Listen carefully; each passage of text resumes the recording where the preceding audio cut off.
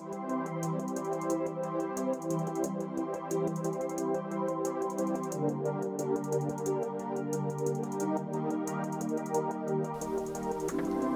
I'm Bob Doyle, and although you may know me from the movie The Secret, I want to be very clear up front that this particular video has nothing to do, I'm not representing The Secret, the staff, the writer, the other teachers, or anything in what I'm having to say here. This is just a personal response to some of the reaction that I've heard since the movie has really gained a lot of momentum and has gone from being shown to people who are already pretty much in the law of attraction conversation and believe it and understand it and are living it, to people who are more curious about it or haven't heard about it at all. And of course, since that's happened, that's when all the sort of the objections come up. People have questions. The skeptics are, it's just the natural progression when you release a movie like The Secret that, people are going to have their objections and their questions. And I've noticed that there's a sort of a common group of questions or objections that come up. And I just kind of wanted to take this opportunity to address a few of them.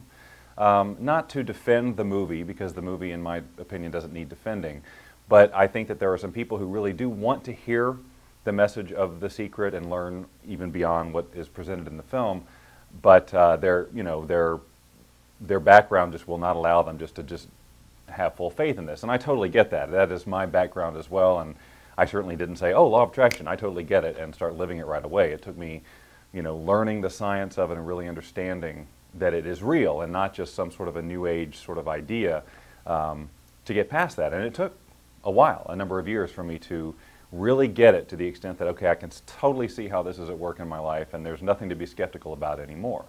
But until you really do that work or whatever, or that study of it, it's so easy to look around and say, oh, there's no way this is true because I've got all this evidence. And so that's the nature of some of the objections that have come up.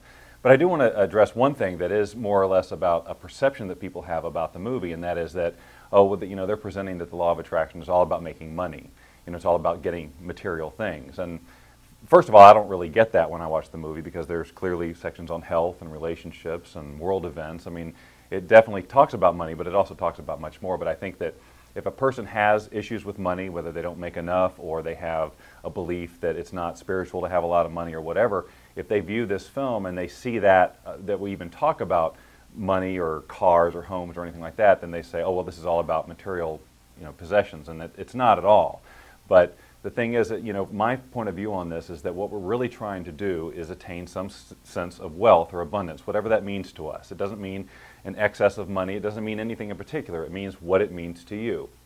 You being able to do what you want to when you want to. So that's what wealth is. It doesn't have anything to do with money, but money and cars and homes are associated with wealth. And so to go through the exercise of visualizing them helps to have you achieve that wealth mindset, that feeling of what wealth means to you. But it doesn't have to be those things. It can be anything that you consider to be important or sort of a token of your success or whatever. So yes, we talk about money in The Secret and cars and things like that because there are a lot of people who relate to that. That is what they really believe that they want. You learn eventually that money is a byproduct of you living the life of your dreams and not the other way around.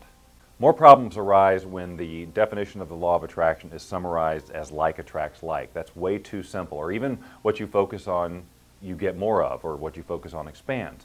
Those both can occur as a result of the law of attraction to be true, but they're not, neither one of those is really the definition of the law of attraction. I mean, if you could say like attracts like, and so many people will eventually say, bring up magnets and say, well, isn't it opposites that attract with a magnet? Or what about Mr. and Mrs. Jones? They're completely different personalities. They're complete opposites, and yet this works. It's marriage that work. I mean, there's too many examples of where like does not necessarily attract like. The law of attraction is about vibration and resonance. And when two things are in vibrational resonance, they tend to attract. And one of the examples I use is music. If you like a piece of music, it normally is because it hits you on some sort of emotional level. You feel it. And whether you know this now or not, is that's a vibration happening in this energy that makes up your body and so on. So you feel that. It's a real phenomenon. It's a real energetic phenomenon. You are resonating with a piece of music. And you're attracted to it because of that. And that is how truly we attract everything in our lives. And that's what we're trying to talk about when we teach the law of attraction. It's not just about money. It's about every aspect of your life. I'm hearing that they think that the message of The Secret is that you got to walk around being happy all the time and just think nothing but positive thoughts and feelings, and that's not it, because obviously that's not the human condition. You know, part of our gift as a human being is this whole range of emotions, and we're meant to experience them all. But we don't have to dwell on the ones that feel bad, and in fact, when you dwell on the ones that feel good, your life is just better as a result. From an energetics point of view, you are attracting things that are in resonance with that. You use negative emotions as sort of a, oh, hey, check in, I'm out of alignment somewhere along the line, and then you go back to, you know, you just naturally get back, you release resistance, you do whatever to get back into that better feeling state. You don't dwell in the negative emotion, but you're not trying to ignore the fact that you have those. You will have them, and it's part of life.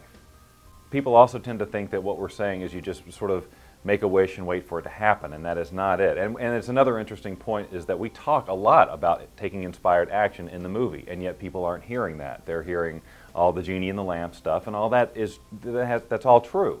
But you do, part of the manifestation of any desire is going to be you working in concert with the universe, really, in an energetic flow. And so you're going to get ideas for action to take, you know, or ideas, or you're going to meet somebody, you're going to get whatever, you're going to have to take some action. But it's not that you have to figure it out. All you have to do is follow your intuition and just go do it. It's going to come very naturally, it's going to be fun, it's going to feel in the flow, and it's going to bring you closer to your desire. So yes, there's action to be taken. It's not going to feel like work though, and sometimes the law of attraction can occur like magical. Like, how did this happen? I just sort of put this out there 5 minutes ago and here it is. It's all about the level of resistance we have towards a certain thing. Resistance is just an energy system that is not in resonance with what you're trying to attract, and they usually come in the form of limiting beliefs or negative thoughts of some kind that seem to come up in, you know, in patterns. There's something that you can recognize in your life. And there are also things like issues of deserving. I don't deserve to be wealthy, I don't deserve to have the things that I want, or beliefs that you have to work hard, or beliefs that rich people are evil. Any of those things act like an energetic force field to what you're trying to attract if it has anything to do with wealth and abundance, because they're not in resonance with it. It's literally acting like a force field. We have tools that will allow you to interact with that energy system, that force field, if you will, and lower it by basically neutralizing that imbalance in your energy system that manifests itself as those limiting beliefs and those emotions that pop up when you think about wealth or think about attracting the things that you want. So to be able to get in there and interact directly with the energy that you are, and it may sound bizarre, and it is pretty much bizarre, but still, when you understand the quantum nature of the universe, you realize how possible this is, and then you see it in action and you do it for yourself, and you see results in your life that just like, you know, this is amazing. So it's very exciting stuff. But it was beyond the scope of the movie The Secret. But those are some of the main things that come up and that I hear all the time, and I just wanted to address and clarify, at least from my point of view, how I approach those topics in relation to the law of attraction. I really appreciate you watching this, and if you have any other questions, feel free to visit the site and contact me there.